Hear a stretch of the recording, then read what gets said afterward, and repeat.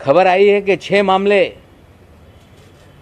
से वानखेड़े को अलग किया गया और उसमें यह खबर आई कि उसमें आर्यन खान और समीर खान का भी केस है।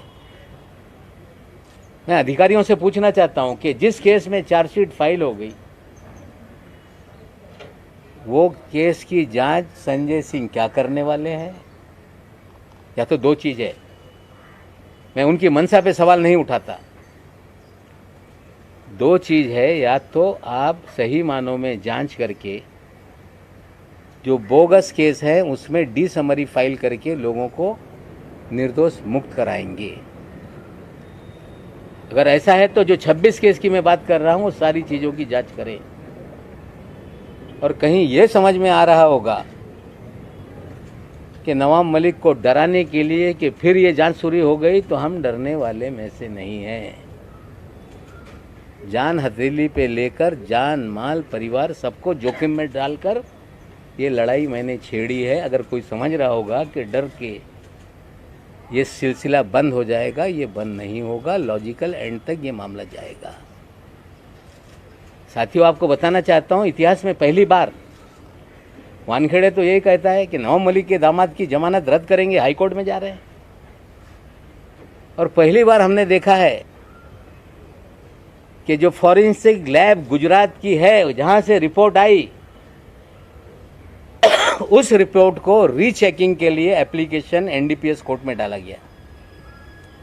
आज तक एक्यूज फॉरेंसिक रिपोर्ट जो आती है देश के सरकारी लेबोरेटरी से, उसको चैलेंज करते हैं। पहली बार एनसीबी चैलेंज कर रही है। मैं सीधे बोल देता हूं, मैंने दामाद से बात की, दामाद ने बोला कि डैडी लड़ाई जारी रखो, 8 महीने क्या आपके लिए अब 20 साल जेल में रहना पड़ेगा, तो जेल में आने के लिए तैयार है।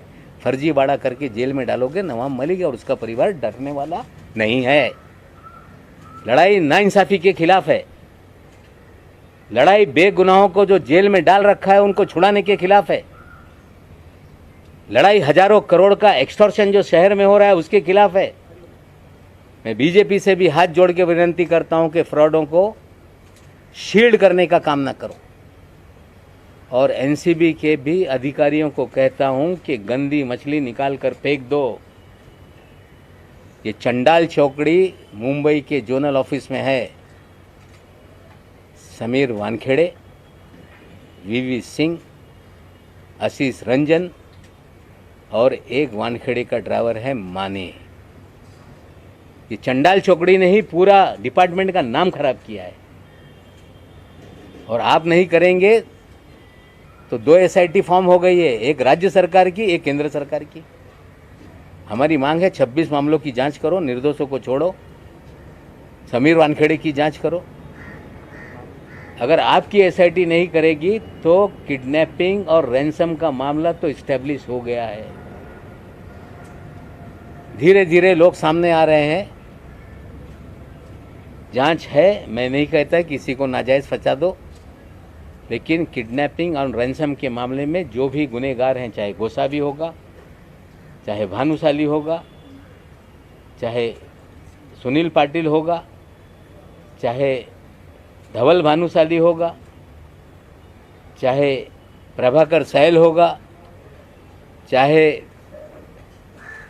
वानखेड़े होगा, वीवी सिंह होगा, निश्चित रूप से सत्य सामने आएगा, सत्य की जीत होगी। और जब तक ये लॉजिकल एंड तक विषय नहीं जाता, मैं रुकने वाला नहीं हूँ।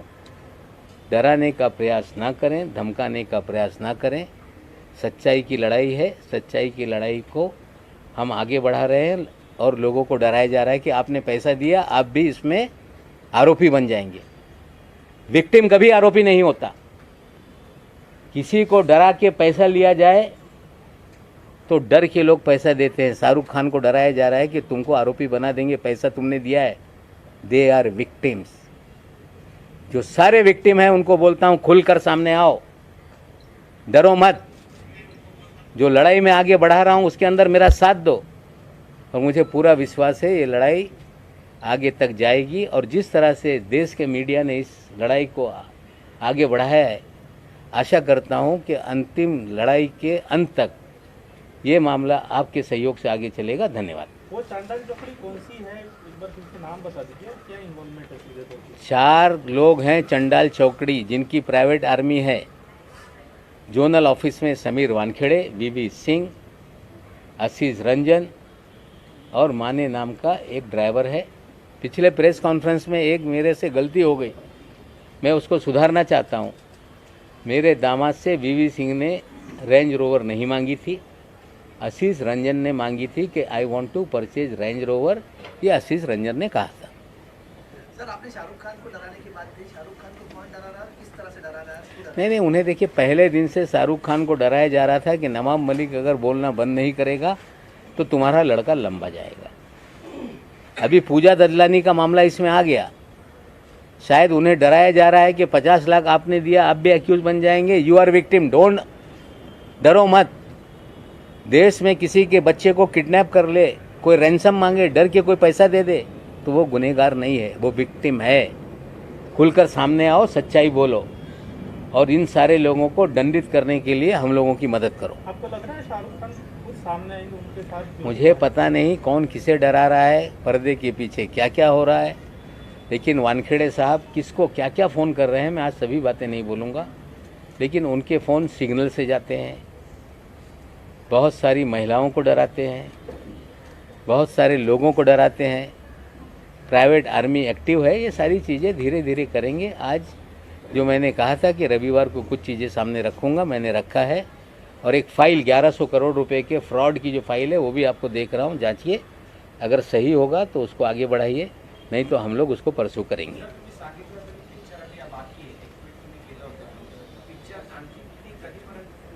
हे बघा, हे मेरा नाम जोकर 2 इंटरवलची पिक्चर नाही आहे, संगम 2 इंटरवलची पिक्चर नाही आहे। पिक्चर जोपर्यंत याच्यातला विलन तुरुंगात जात नाही तोपर्यंत हे पिक्चर संपणार नाही। ललितचा उल्लेख केला होता की ललितमध्ये खूप काही राज लपलेले आहेत म्हणून, तुम्ही सांगताना अगदी शॉर्टकट सांगितलं, ललितमध्ये काय राज आहे? ललितमध्ये 7 महिने रूम बुक होते सुनील पाटील यांच्या नावाने। तिकडे हे सगळी प्रायव्हेट आर्मी जात होती, तिकडे बरेचसे काही घाणेरडं हा विषय आहे, ते मी त्याच्यात पडत नाही। म्हणजे त्या प्रायव्हेट आर्मी तिथून ऑपरेट करत होती, हे मी आज बोलणार आहे। त्यासाठी वानखेडे साहेबांचे प्रवक्त्यांनी कालच तो सांगितलेला आहे की तिथे शबाब होता, कबाब होता आणि तिथे नवाब न होता, तुमचीच लोकं होती, माझं कधी त्यांच्याशी घेणं देणं नाही। देखिए, ललित होटल में जो मुझे जानकारी विजय पगारे साहब ने आके दी कि 7 महीने हम लोग होटल में वहाँ बुक करके थे।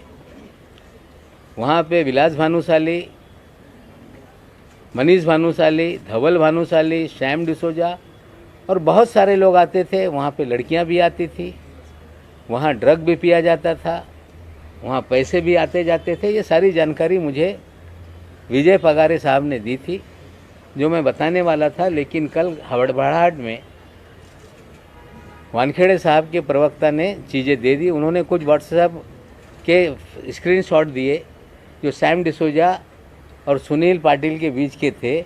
हमें लगता है चोर अपने जाल में खुद फंस रहा है। ये सारा खेल डिसोजा, कंबोज, ये सारे उगाही के किडनैपिंग के पार्टनर हैं। आज न कल उन तक सिकंजा पहुंचेगा। समीर वानखेड़े को 6 केसेस से हटा दिया गया है, अब नई तरह से जांच होगी, एसआईटी गठित की गई है। आपको लगता है कि अब साफ सुथरी जांच होगी, या आपको लग रहा है? नहीं, अच्छी होनी चाहिए, साफ सुथरी हो, सब पे हम शंका नहीं खड़ा करते।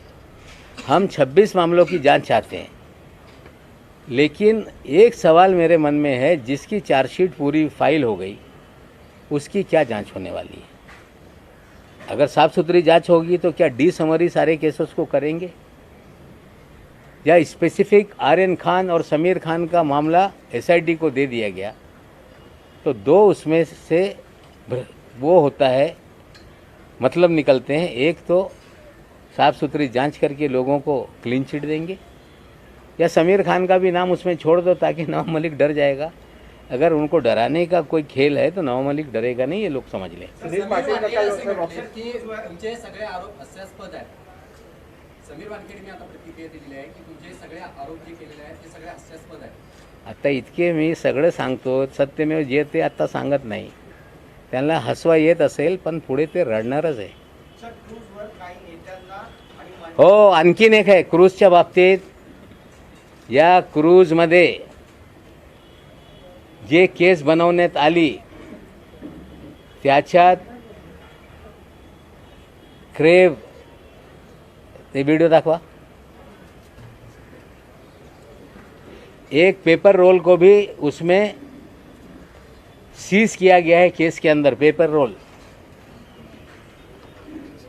नमस्क्रे, ये नमस्क्रे फैशन टीवी का स्पॉन्सर का ब्रांड है. ये पेपर रोल में ड्रग पिया जाता है, इस तरह से कहा जाता है.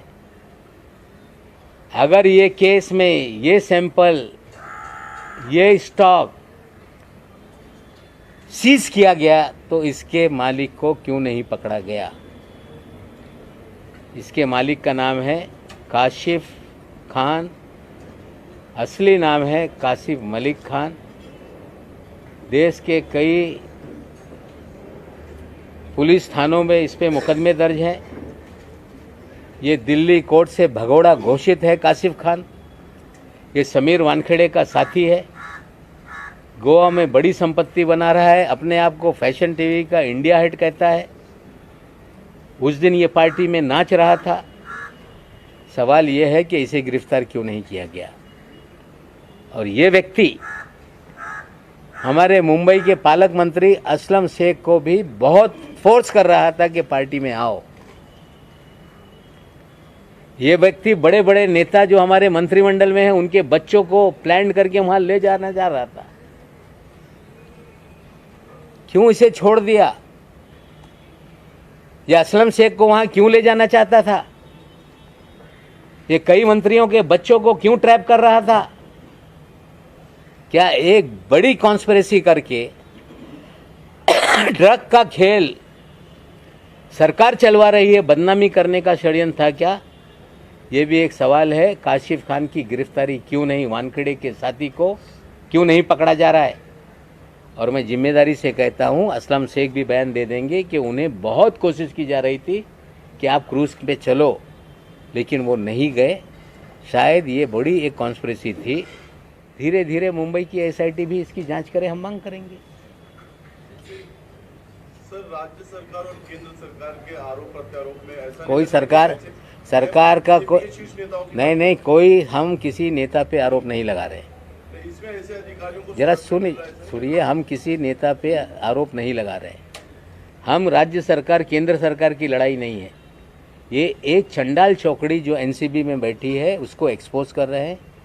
हम गुजारिश करते हैं अधिकारियों से जो वरिष्ठ है, ये चंडाल चौकड़ी को निकाल के बाहर रखो, नहीं तो ये सारी बदनामी इन्हीं लोगों की वजह से हो रही है. इनकी जांच बैठाओ, लॉजिकल एंड तक ले जाओ और अपनी बदनामी ना करो. हम देश से नशा मुक्ति के लिए आपके साथ है. कुछ लोग कहते हैं कि ये क्यों नहीं काम करते. मैंने जो एनडीपीएस एक्ट में एमडी को इंक्लूड किया गया, मारिया कमिश्नर थे, हमने सिफारिश करके एमडी नाम के ड्रग को भी इंक्लूड कराया. हम इस शहर में ड्रग खत्म हो, शिवदीप लांडे जी को बार बार हमारे घर के लोग जाके बंद कराने के लिए एक मेहनत करते रहे. हमने आज भी डीसीपी सारे हैं, उनको बता के किसी भी तरह से सारी चीज़ें बंद हो. ये नहीं कि नवाब मलिक चाहता है कि ड्रग बंद ना हो. हम पूरी तरह से चाहते हैं साफ सफाई हो, लेकिन ऐसी चंडाल चौकड़ी रहेगी तो ड्रग बंद होने वाला नहीं.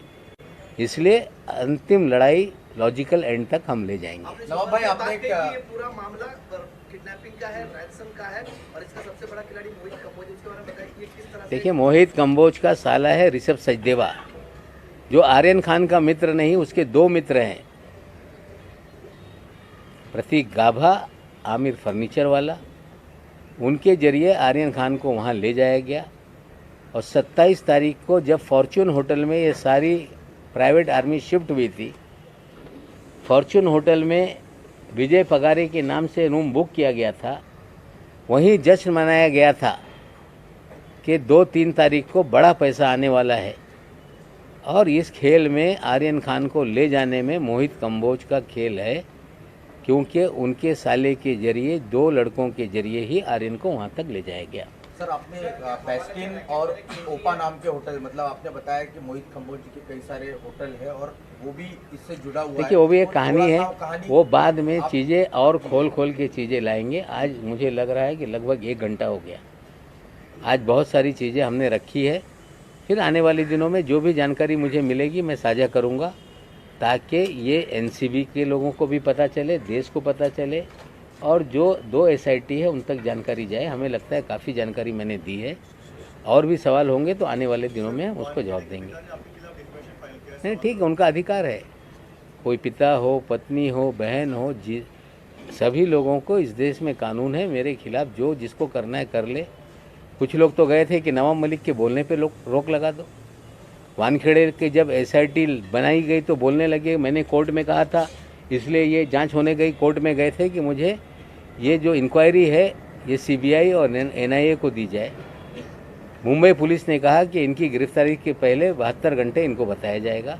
हमें लगता है बहुत ज़्यादा झूठ बोल के, कितना भी झूठ बोलेंगे सच ही जीतेगा और सच्चाई की ही जीत होगी। सर तुम्ही आता सांगितलं की अस्लम शेख यांच्यावर फोर्स केलं गेलं पार्टीला नेण्यासाठी आणि त्याप्रमाणे तुम्ही मंत्र्यांचेही काही उल्लेख केला. असे कोण मंत्री आहेत ज्यांच्यामुळे अस्लम शेख स्वतः सांगतील, त्यांना विचारा. त्यांना परसू करत होते की नाही की आम्हाला तिकडे या, म्हणजे तो गेले नाही. जर ते गेले असते, आणखीन काही पोरांना ट्रॅप करत होते, ते गेले असते, तर उडता पंजाब नंतर उडता महाराष्ट्र करण्याचा गेम होता. हे सत्य आहे. म्हणणं आहे की इतक्या मोठ्या प्रकरणामध्ये आपण पडू नये. मग त्यांना वाचवू नये. जे सत्य आहे त्यांना शिक्षा द्या. मोठ्या प्रकरणे पडू नये म्हणजे जे सत्य आहे लोकांच्या समोर आणणं एक नागरिक या नात्याने माझी जबाबदारी आहे.